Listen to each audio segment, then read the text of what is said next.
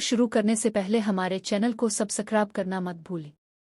मैंने आहिस्ता से उनका हाथ थामा और उन्हें अपनी तरफ मिलाया।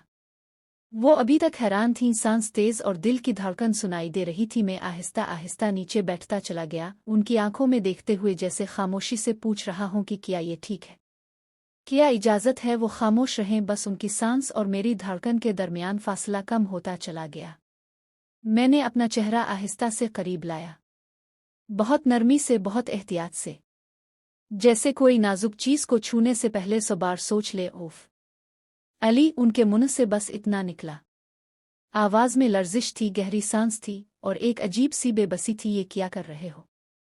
पीछे हटो, ये नहीं होना चाहिए। अब वो बोलती रहे, लेकिन उनकी आवाज़ कमज़ोर पड़ती जा रही थी। और फिर उनके हाथ, वो हाथ जो मुझे रोकने के लिए उठे थे, वो मेरे सर पर आहिस्ता से रख दिए गए। रोकने की कोशिश और साथ ही करीब रखने की ख्वाहिश, दोनों एक साथ इतने करीब थे कि उनकी गर्म सांस मेरे चेहरे पर पड़ रही थी। मेरा दिल जोर जोर से धड़क रहा था, शायद उनका भी। और इस लम्हे में सब कुछ रुक सा गया था, बस हम दोनों और वो अजीब सी खामोशी जो बहुत कुछ कह रही थी। मैं खामोशी से सोच में पड़ गया था, अब किसकी बात माने? जो ऊपर वाले होंठ बोल रहे थे, जो ये खामोश जज्बात दिल में चल रहे थे।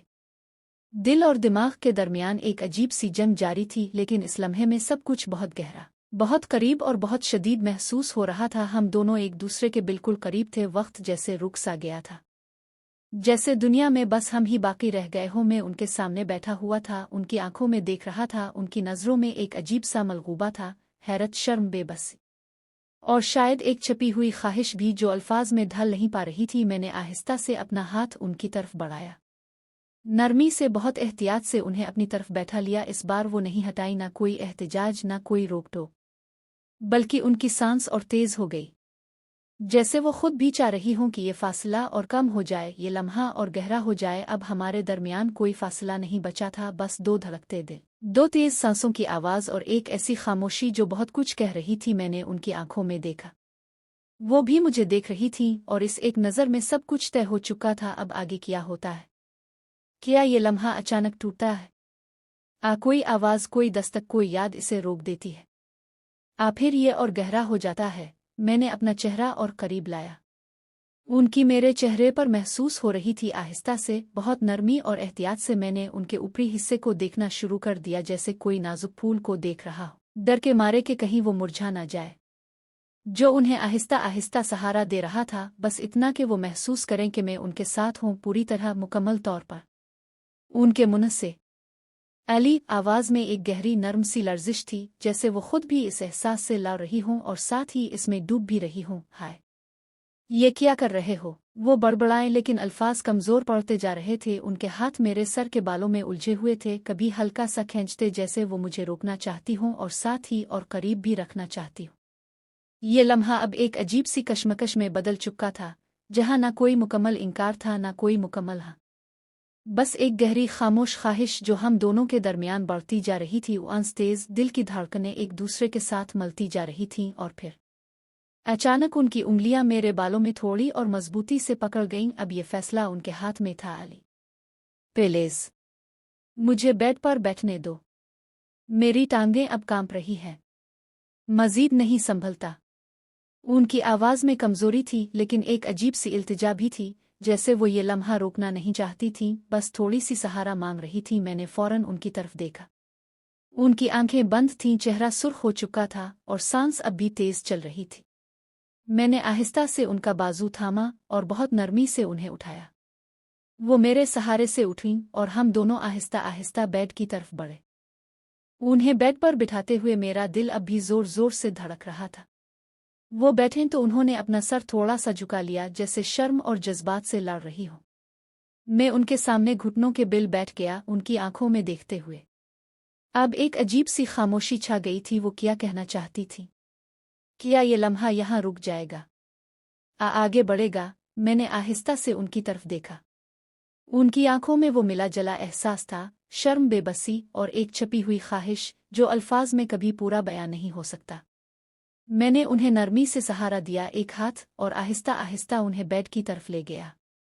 उनकी सांस अब भी तेज थी, जिस्म हल्का सा कांप रहा था, जैसे वो इस लम्हे की शिद्दत से लड़ भी रही हों और इसे कबूल भी कर रही हो।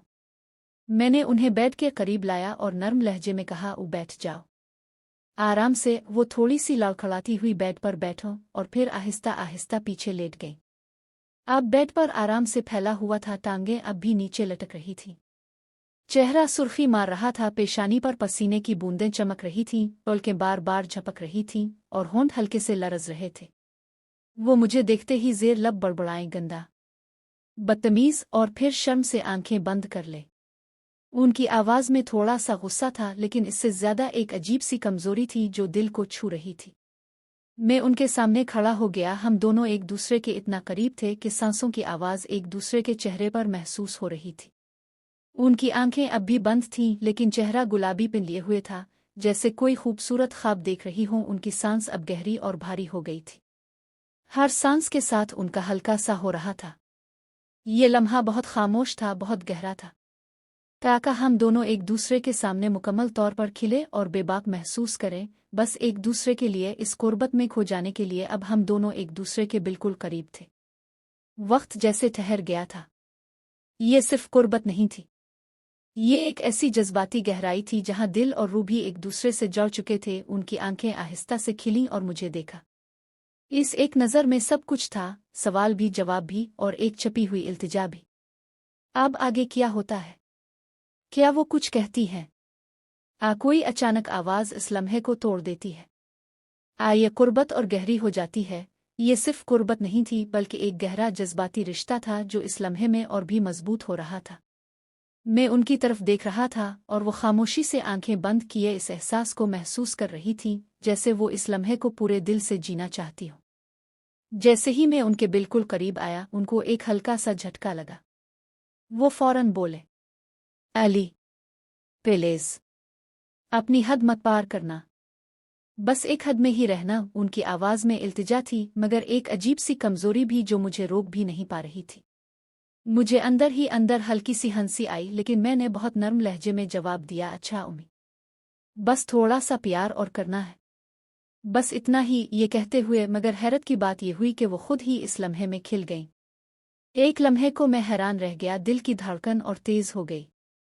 फिर सोचा कि अब इस खूबसूरत और नाजुक लम्हे को ज़ाय नहीं करना चाहिए। हम दोनों के दरमियान अब कोई फासला नहीं बचा था। सांसें मिल रही थीं, दिल एक ही ताल में धड़क रहे थे। मैंने उनकी तरफ देखा, उन खूबसूरत और था, और कमरे की हल्की रोशनी उनके मुझ पर पड़ रही थी, जो उन्हें और भी दिलकश और नाजुक बना रही थी।